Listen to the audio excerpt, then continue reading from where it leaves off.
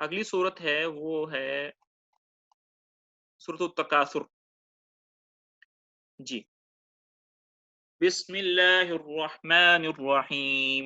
الہاکم التکاثر حتی زرتم المقابر کلا سوف تعلمون ثم كلا سوف تعلمون كلا لو تعلمون علم اليقين لترون الجحيم ثم لترونها عين اليقين ثم لتسألن يومئذ عن النعيم.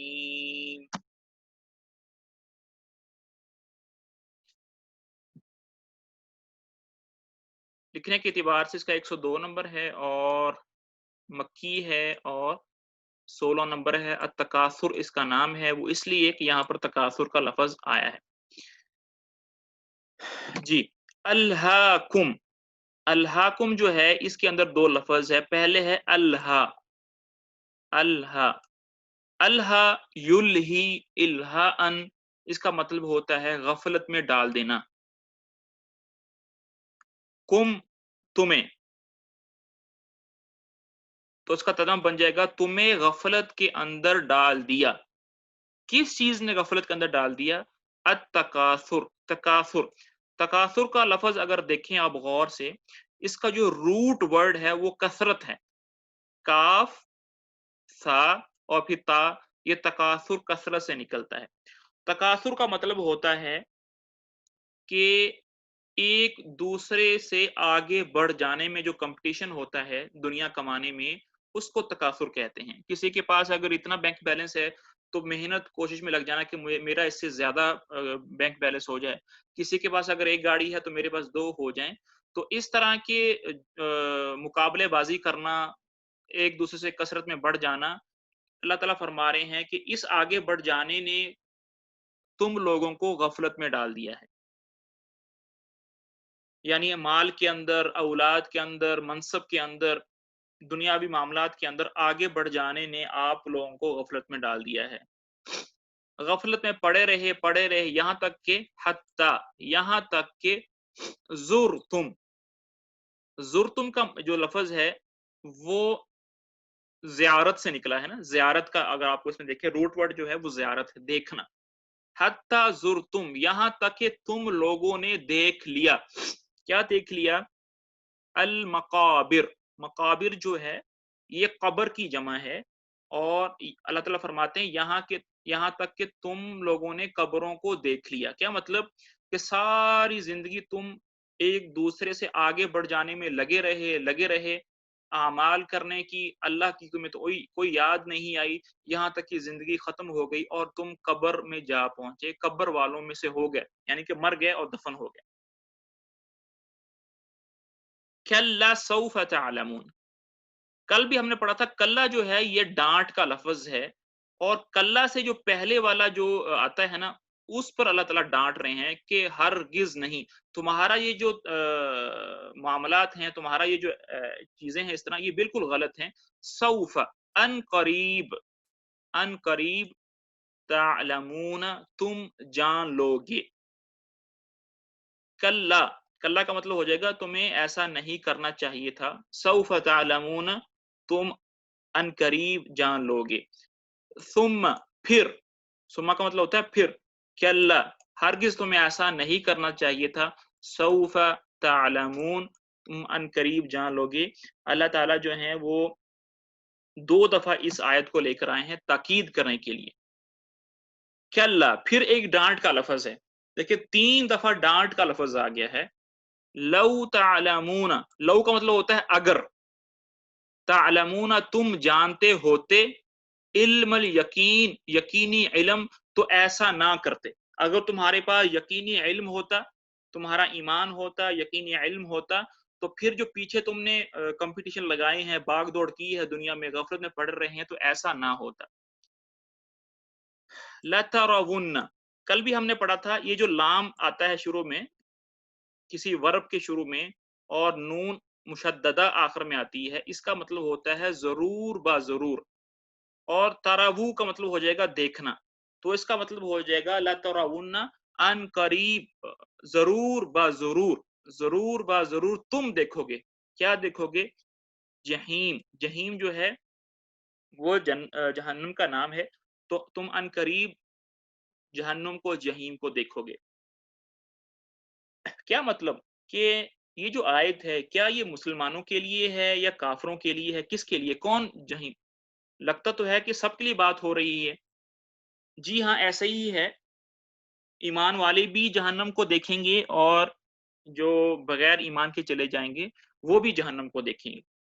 ہوگا اس طرح کہ جب قیامت کا جب حساب کتاب ہوگا تو جو پل صراط ہے وہ جہنم کے اوپر بچھایا جائے گا، اور جو بغیر ایمان والے ہوں گے وہ تو ڈائریکٹ جو ہے وہ جہنم کے اندر جائیں گے، اور جو ایمان والے ہوں گے وہ اس پل صراط سے اوپر سے گزارے جائیں گے، اور جس کا ایمان زیادہ مضبوط ہوگا وہ بڑی برق رفتاری سے اس سے گزر جائیں گے، جس کے ایمان میں کمزوری ہوگی وہ گھسٹتے پچڑتے اور لیٹتے ہوئے اور رینگتے ہوئے جائیں گے، اور کچھ ایمان والے جو ہیں اس کے اندر گر جائیں گے۔ اپنے ایمان کی بدولت جو ہے وہ پل صراط کا سفر طے ہوگا، جتنا ایمان بڑھیا، جتنے اعمال بڑھیا اتنی رفتار زیادہ، جتنا ایمان کم جتنے اعمال کم اتنی رفتار زیادہ، اتنی رفتار سلو۔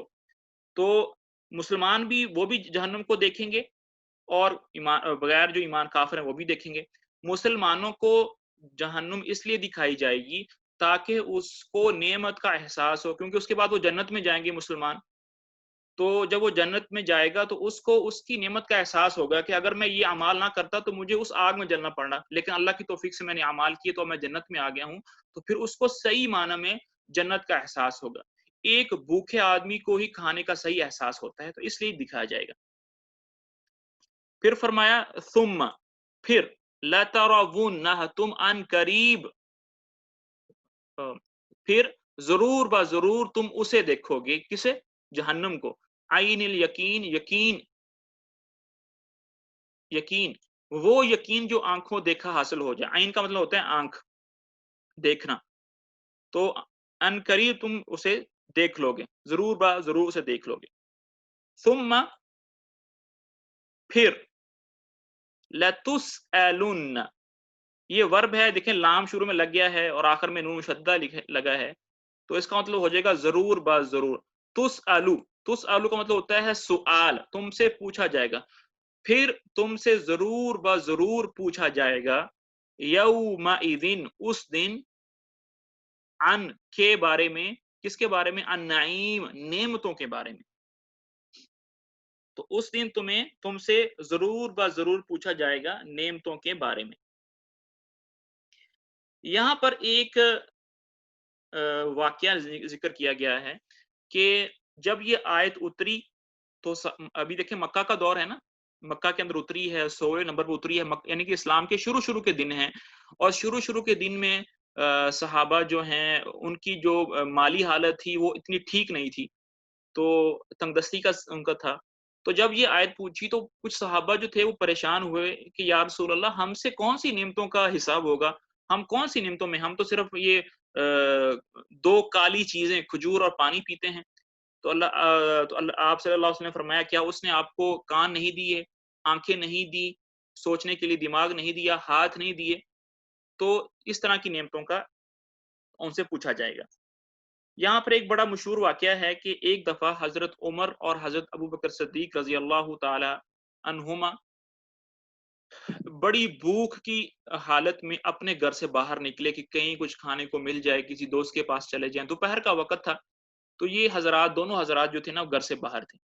اتنے میں دیکھا کہ آپ صلی اللہ علیہ وسلم وہ بھی اپنے گھر سے باہر سے تشریف لے آئے، اور آپ صلی اللہ علیہ وسلم نے ان دونوں سے پوچھا کہ اس وقت میں خیر ہے، تمہیں کس چیز نے باہر نکالا ہے؟ تو دونوں حضرت کہنے لگے کہ بھئی ہمیں بھوک نے نکالا ہے باہر، بھوک کی وجہ سے باہر نکلے ہیں۔ تو آپ صلی اللہ علیہ وسلم فرمایا کہ مجھے بھی بھوک نہیں نکالا ہے، میں بھی بھوک کی وجہ سے ہی نکلا ہوں باہر۔ تینوں حضرات جو ہیں وہ مل کر حضرت ابو ایوب انصاری رضی اللہ تعالی عنہ ان کے گھر پر چلے گئے۔ وہاں جا کر دستک دی تو ان کی جو اہلیہ تھی انہوں نے کہا کہ ابو ایوب جو ہیں وہ ابھی گھر پر نہیں ہیں، وہ ہمارے لیے میٹھے پانی کی تلاش میں کہیں گھر سے باہر گئے ہوئے ہیں۔ تھوڑی دیر کے بعد ابو ایوب انصاری وہ آئے اور دیکھا، کہا کہ کتنے ہی اچھے مہمان میرے گھر پر آئے ہیں، تو فوراً گئے اور اپنے باغ سے ایک گچھا کھجوروں کا توڑ لائے۔ جب وہ آ گئے تو آپ صلی اللہ علیہ وسلم نے ان سے کہا کہ اے ابو ایوب، تم نے کھجوریں، یعنی اب وہ گچھا لے کر آئے تھے نا، تو گچھے کے اندر کچھ کھجوریں جو تھیں وہ پکی ہوئی تھیں، کچھ کھجوریں جو تھیں وہ آدھی پکی تھیں، آدھی کچی تھیں، اور کچھ کھجوریں جو تھیں وہ بالکل کچی تھیں۔ تو آپ صلی اللہ علیہ وسلم نے ان سے فرمایا کہ تم نے چن چن کر کھجوریں کیوں نہیں لے کر آئے؟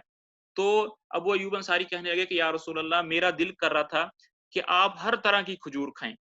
کھجور دیکھیں، ایک ہوتی ہے تمر، تمر کہتے ہیں جو بالکل پکی ہوئی ہوتی ہے نا، بالکل نرم نرم ہوتی ہے وہ۔ اس کے بعد ہوتی ہے اس کے بعد ہوتی ہے رطب، رطب جو ہوتی ہے وہ آدھی پکی ہوتی ہے اور آدھی کچی ہوتی ہے۔ اس کے بعد آتا ہے بسر جو بالکل کچی ہوتی ہے۔ تینوں کھجوریں جو ہیں ان کا اپنا الگ الگ ٹیسٹ ہے، اپنی الگ الگ اس کی تاثیر ہے، اور تینوں کھجوریں جو ہیں وہ کھانے کے قابل ہوتی ہیں، عرب کھاتے ہیں۔ تو تو کتنی ہی اچھی مہمان نوازی کی ابو ایوب انصاری نے، کہنے لگے یا رسول اللہ میں تینوں طرح کی کھجوریں لے آیا، آپ کا جو دل کرے آپ اس میں سے نوش فرما لیں۔ اس کے بعد جب وہ کھجوریں کھا چکے تو ابو ایوب نے کہا کہ یا رسول اللہ میں آپ کے لیے ذبح کروں گا، جانور ذبح کروں گا۔ تو آپ صلی اللہ علیہ وسلم نے فرمایا ایاک والحلوب، کہ جانور ذبح تو کرو لیکن جو دودھ دینے والا جانور ہے اس کو ذبح نہ کرنا۔ انہوں نے ایک جانور ذبح کیا، آدھے کو انہوں نے پکایا اور آدھے کا انہوں نے بونا یعنی کہ روسٹ بنایا اور آپ صلی اللہ علیہ وسلم کے سامنے پیش کر دیا۔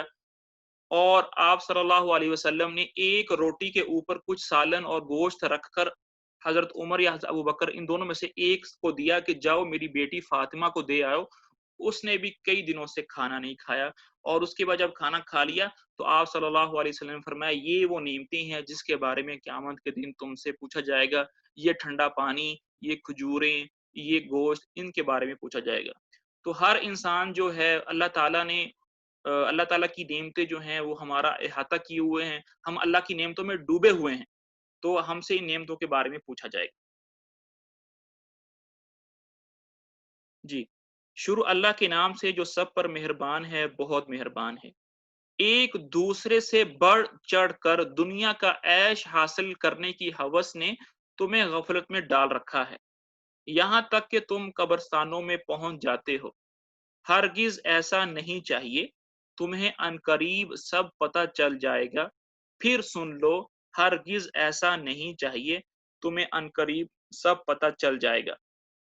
ہرگز نہیں، اگر تم یقینی علم کے ساتھ یہ بات جانتے ہوتے تو ایسا نہ کرتے۔ یقین جانو تم دوزخ کو ضرور دیکھو گے، پھر یقین جانو کہ تم اسے بالکل یقین کے ساتھ دیکھ لو گے۔ پھر تم سے اس دن نعمتوں کے بارے میں پوچھا جائے گا کہ کیا ان کا حق ادا کیا۔